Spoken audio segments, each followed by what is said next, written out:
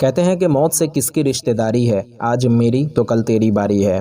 मौत एक ऐसी सच्चाई है जिससे दुनिया का कोई भी व्यक्ति इनकार नहीं कर सकता।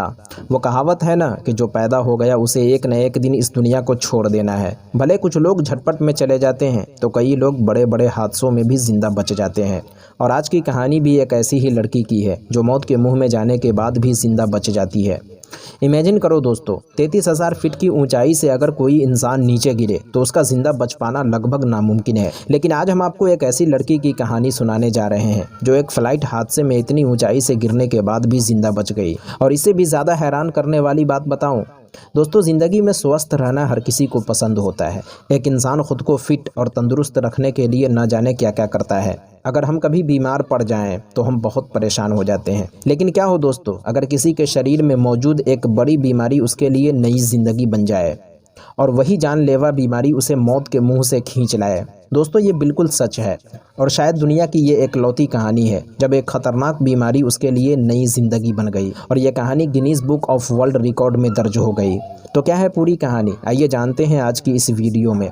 मगर उससे पहले अगर अभी तक आपने अपने चैनल रियल कहानी को सब्सक्राइब नहीं किया तो अभी कर लें, ताकि आगे भी ऐसे ही नॉलेजेबल और रहस्यमयी कहानियों की नोटिफिकेशन आप तक पहुंचती रहे। तो चलिए वीडियो की शुरुआत करते हैं।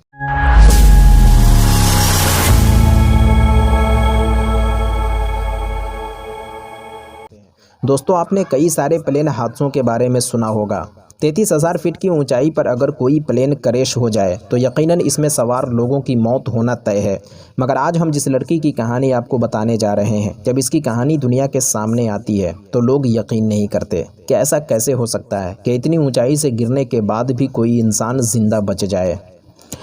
सर्बिया, जो कि बेहद ही ठंडा इलाका है, इसी सर्बिया के बेलग्रेड शहर में 3 जनवरी 1985 को एक लड़की का जन्म होता है। उस लड़की के माता पिता उसका नाम रखते हैं वेसना वुलोविक। वेसना की पैदाइश एक अच्छे घराने में हुई थी। शुरुआती पढ़ाई वेसना ने बेलग्रेड शहर से ही पूरी की। वेसना बचपन से ही चाहती थी कि वो एक डॉक्टर बनेगी, लेकिन इत्तेफाक से किसी काम के लिए वो लंदन जाती है।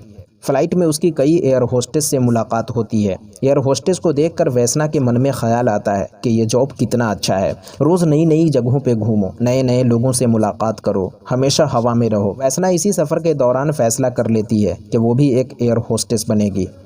लंदन से वापसी के बाद उसने फ़्लाइट अटेंडेंट बनने के लिए तैयारी करनी शुरू कर दी। तैयारी पूरी करने के बाद वेसना ने एक जेट एयरलाइंस कंपनी में नौकरी के लिए फॉर्म भरा। एग्ज़ाम हुआ और खुशकिस्मती से वो इस एग्ज़ाम में पास हो गई। अब वेसना का सपना पूरा हो चुका था, इसीलिए वेसना काफ़ी खुश थी। लेकिन वेसना की ये खुशी गम में तब बदल गई जब उसे पता चला कि फ़्लाइट अटेंडेंट बनने के लिए एग्ज़ाम पास करने के साथ मेडिकल टेस्ट पास करना भी ज़रूरी है, क्योंकि एक फ़्लाइट अटेंडेंट के लिए मेडिकली रूप से फिट होना हर हाल में ज़रूरी है। अगर किसी को कोई बीमारी है तो वो इस जॉब को नहीं कर सकता। वेसना के सामने प्रॉब्लम यह था कि बचपन से ही उसे लो ब्लड प्रेशर का प्रॉब्लम था, लेकिन उसे ये नौकरी हर हाल में चाहिए थी।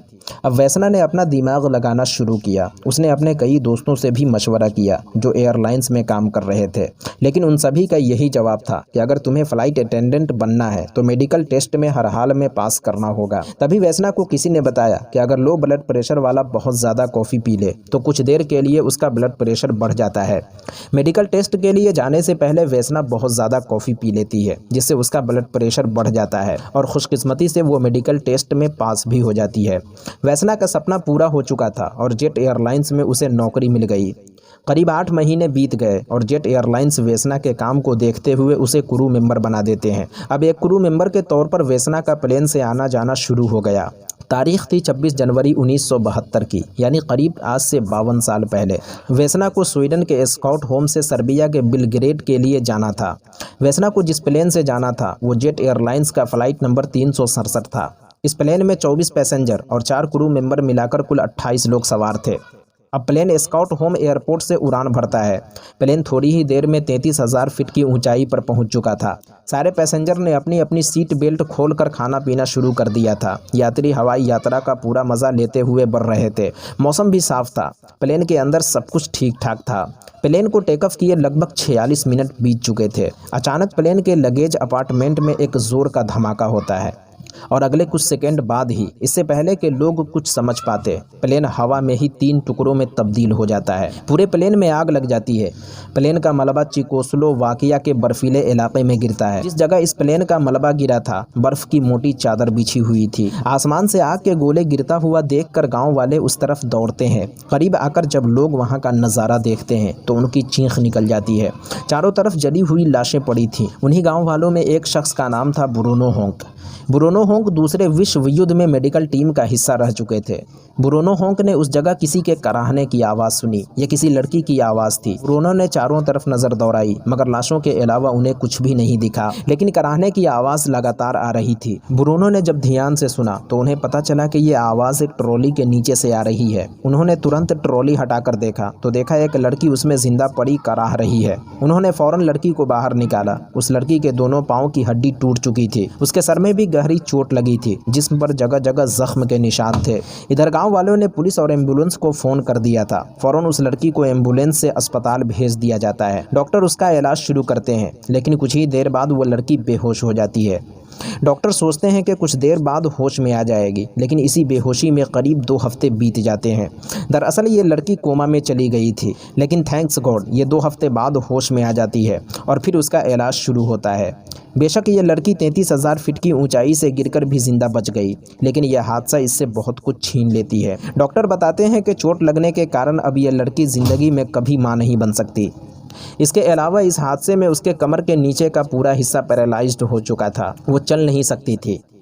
इधर दुनिया के सामने जब ये खबर आती है कि इस प्लेन हादसे में एक लड़की ज़िंदा बच गई है, तो लोगों को यकीन नहीं होता। लोग कहते हैं कि यार ऐसा कैसे हो सकता है।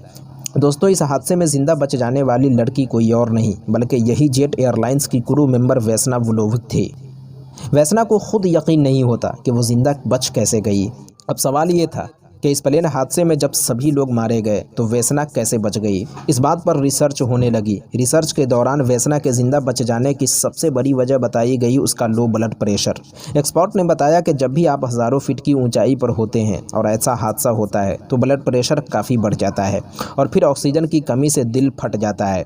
इस फ्लाइट में सवार दूसरे यात्रियों के साथ भी ऐसा ही हुआ होगा, लेकिन चूंकि वेस्ना का ब्लड प्रेशर लो रहता था, जब उसका ब्लड प्रेशर बढ़ा भी होगा तो बाकी लोगों के मुकाबले में कम बढ़ा होगा और इसीलिए 33,000 फीट की ऊंचाई से गिरने के बाद भी वो सरवाइव कर गई। वहीं वेस्ना के ज़िंदा बच जाने की दूसरी वजह ये बताई गई कि जब वो प्लेन में ट्रॉली खोलकर लोगों को खाना दे रही थी, उसी समय प्लेन क्रैश हुआ और उसके 3 टुकड़े हो गए। तेज़ झटके में ट्रॉली प्लेन के एक हिस्से से टकराकर फंस गई। इसी वजह से वो दोनों तरफ से कवर हो गई। जिंदा बच जाने की तीसरी वजह ये बताई गई कि प्लेन क्रैश होने के बाद बर्फ़ की मोटी चादर पर जा गिरा और वो बर्फ़ भी हार्ड नहीं बल्कि नर्म था और इसी कारण से उसे चोट तो लगी मगर उसकी जान बच गई। इस हादसे के बाद एक हैरान करने वाली बात और सामने आई कि वेस्ना वुलोविक जिस फ्लाइट में जा रही थी उस दिन उस फ्लाइट में उसकी ड्यूटी थी ही नहीं, बल्कि एक दूसरी वेस्ना नाम की लड़की की ड्यूटी थी। लेकिन एक ही जैसा नाम होने की वजह से बाई मिस्टेक वेस्ना इस फ्लाइट में ड्यूटी के लिए आ गई। करीब 10 महीने के इलाज के बाद डॉक्टरों ने उसे फिट करार दे दिया और एक बार फिर से वो अपने पैरों पर खड़ी होकर चलने फिरने लगी। फिर उसने दोबारा से ड्यूटी ज्वाइन किया, लेकिन उसे पहली ही फ्लाइट के बाद नौकरी से निकाल दिया गया। नौकरी से निकालने की वजह ये बताई जाती है कि चूँकि वेस्ना प्लेन हादसे में जिंदा बच गई थी, ये बात पूरी दुनिया को पता थी। साथ ही अखबारों में फ़ोटोज़ छपने के कारण सभी उसे पहचानते भी थे। इस हादसे के बाद वेस्ना जब पहली बार फ्लाइट में चढ़ी तो लोगों के दिमाग में वही प्लेन हादसे वाली बात याद आने लगी कि यही वो लड़की है जो प्लेन हादसे में बच गई थी। लोग उसे देखकर एक तरह से अंदर ही अंदर उससे डरने लगे और इसीलिए वेस्ना को क्रू मेंबर से हटाकर उसी जेट एयरलाइंस में ग्राउंड स्टाफ बना दिया गया। वेस्ना को पता था कि वो कभी मां नहीं बनेगी। इसके बावजूद भी उसने शादी की, लेकिन उसकी ये शादीशुदा जिंदगी ज़्यादा दिनों तक चली नहीं और उसका तलाक हो गया। कुछ दिनों तक नौकरी करने के बाद वेस्ना ने नौकरी छोड़ दी और फिर उसने पॉलिटिक्स में कदम रखा, लेकिन कुछ दिनों बाद उसने पॉलिटिक्स भी छोड़ दिया। 1985 में वेस्ना का नाम Guinness book of world record में दर्ज हो गया, क्योंकि वेस्ना दुनिया की एकलौती लड़की थी जो इतनी ऊंचाई से गिरने के बाद भी जिंदा बच गई। जिंदगी के आखिरी वक्त में वेस्ना डिप्रेशन का शिकार हो गई और ख़ुद को एक अलग थलग कमरे में बंद कर लिया और आखिर कई साल एक अलग कमरे में गुजारने के बाद 2016 में 66 साल की उम्र में वैष्णा ने इस दुनिया को अलविदा कह दिया। जो लड़की 33,000 फीट की ऊंचाई से गिरने के बाद भी नहीं मरी, उसे बीमारी, डिप्रेशन और तन्हाई ने सिर्फ 66 साल की उम्र में मार दिया। वाकई वैष्णा की कहानी एक बेहद अफसोसनाक कहानी थी। दोस्तों, वैसे आपको ये कहानी कैसी लगी? कमेंट बॉक्स में अपनी कीमती राय से ज़रूर आगाह करें और ऐसे ही और भी वीडियोस देखने के लिए चैनल को ज़रूर सब्सक्राइब करें। मिलते हैं किसी नई वीडियो के साथ, जब तक के लिए अपना ख्याल रखें।